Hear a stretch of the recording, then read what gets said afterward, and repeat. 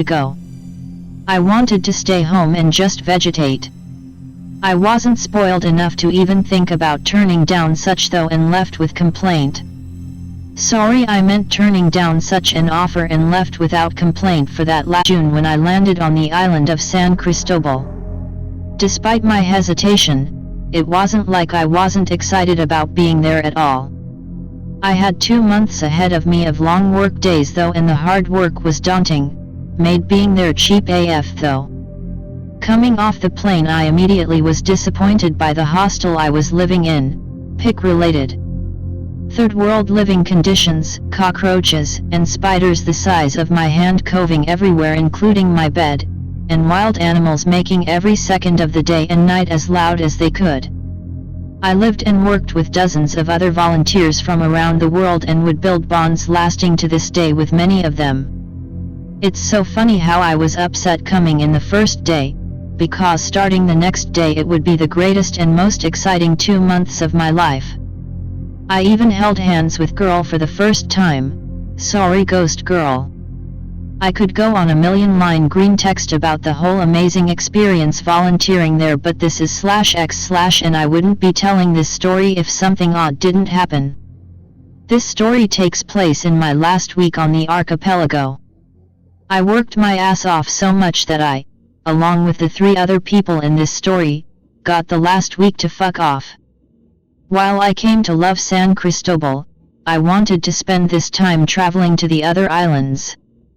For $20 or so you could take a speedboat to different islands. After mapping out our final plan the night before, we left early the next morning. Got a huge goodbye from the cutie pie French girl I held hands with. Now for some background on the people with me, names are obviously changed. First there was Max. A tall German with perfect English. He was there before I and was almost like a mentor when getting used to the islands despite his younger age. Next was Anne, another German but a short girl. She spoke again perfect English and Spanish. Max and I didn't pick up all that much Spanish at the time. And finally was this half Ecuadorian from Switzerland named Andre. I knew him for over a month, and while his Spanish was perfect, his English was pretty bad, only slightly better than my Spanish. Our end goal was to arrive at the Isla Isabela and try and swim with some penguins and do some camping. Before then though we need to pass through the central island, Santa Cruz. It was by far the worst and most touristy island. I say this talking about a string of beautiful tropical islands, so I'm not saying it was bad. Just due to the timing of the speed boats, we had to spend at least one night there. Luckily there was lots to do while we waited there, and we made our way over to one of the beaches we heard about. Once we got to Tortuga Bay, I like saying this beach's name, we wasted no time jumping into the water and swimming with the animals. As usual it was a pretty good time, but this was the first of a series of bad decisions we made that would lead to probably the most terrifying experience in my life.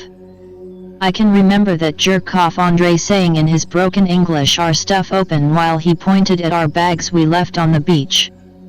We told Andre to keep an eye on the bags, which he didn't, and as a result we were robbed. Thankfully it seemed like only the money we brought with us was stolen, which wasn't too bad since we had to pre-buy all our tickets. Still, this meant we had to cut back on our spending. No more hotels. As angry as I was at Andre, none of us were watching them, so I couldn't be too mad. We spent the night sleeping on the docks watching the pelicans get chased around by the schools of little sharks. Daybreak came and we hopped on our boat to Isabela.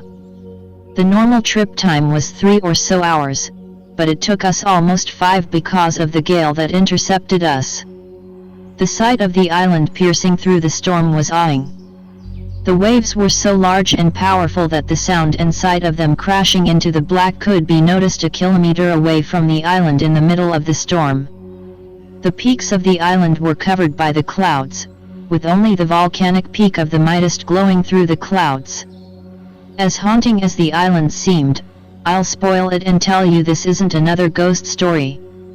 As quickly as the storm came, it passed, and by the time we set foot on the island, the sun was shining. We spent our first day there familiarizing ourselves with the island and trying to spot penguins. I love those little guys, and while I didn't swim with them, I did see enough to satisfy me. With that off our bucket list, we went off to try and camp out in the island. We also took note of how skittish the locals were. The little town we came to, Puerto Villamil, looked like one of those pictures of an area that was hit by a tsunami. Another thing we had to watch out for was the wild dogs. On the other islands they were at worst big and overly friendly, but here they were all big aggressive pit bulls and other big dogs that probably grew large on the local wildlife. Either way, we were determined to go camping, and we started on our journey. We decided to take one of the set-up trails and move into the wilderness of the island at its end. If you know anything about these islands, you'd know that this is a bit of a no-no. After a month or so of helping the island from the damage mainly caused by those ungrateful locals, we were regretfully quick to disregard the rules on that. The customs between island didn't even care enough to stop us from bringing machetes and camping equipment, so why would we care? The 5 km path lead to an old wall known by the locals as the Whaling Wall.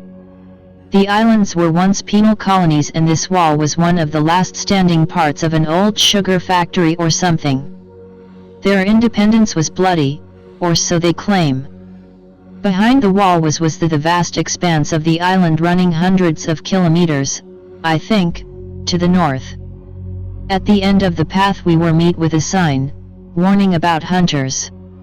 The locals like to hunt the invasive species they brought to the islands, like the goats. While this seems like a good thing, they would have been completely wiped out if it wasn't for the fact the locals kept them alive so they could sustainably hunt them. Despite the massive size of the island, we figured it would be pretty unlikely we'd run into anyone. Andre, who had visited these islands before, also assured us we'd be fine, and the locals just had those up to keep visitors from getting hurt. We only had a few hours of daylight left, so we didn't have much time to nut up. The days all feel so short on the equator. After a mile, I'm sorry for switching back and forth, my brain worked in miles but the signs were in kilometers, or 2 more, we started to set up our first camp for the night. It is surprisingly tough to find a good spot because of how the islands were laid out. Closest to the shores were the beaches, which were either made of rocky or filled with sea lions that, out of respect and our safety, we didn't want to bother.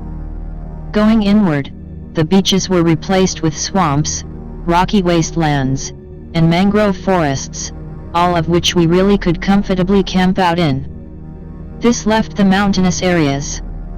You could tell where the clouds meet the mountains because at those points the general rocky terrain became lush rainforests. The ground was soft and the trees beared fruit. Settling at about the tree line, we started breaking out our gear. Again, thanks to the shitty customs, we smuggled a whole host of gear we shouldn't have had. This included some alcohol. As the night came on, everyone other than myself got a bit drunk. My mom kinda ruined that for me. The 2 Germans were really hitting it off, so they shared a tent while I was stuck with Andre. I had to clean up the little mess we made since everyone was already asleep.